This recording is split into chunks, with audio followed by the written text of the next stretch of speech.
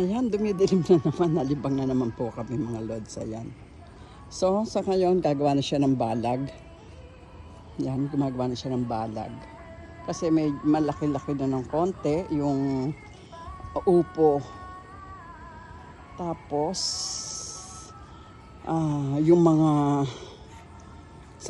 ano natin to, ililipat na natin to mga lods. Ito. So, ayan, lilipat na natin yan. Ayan na, malalaki na rin. At saka itong pechay. Mamaya mag-spray kami ng sa anti-insect, sa mga insect. Kasi marami.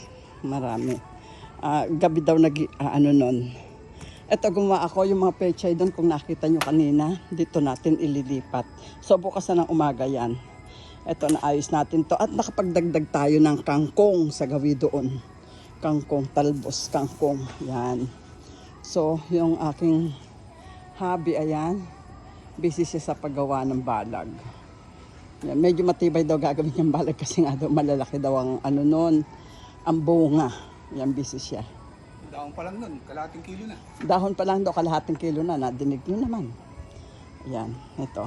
Dito, so, bukas, makikita nyo, may tanim na yan. Saka natin lalagyan dito, duduktungan natin. Siguro kung baka pati dito. Mag-ano pa tayo, marami tayong pechay. Or doon.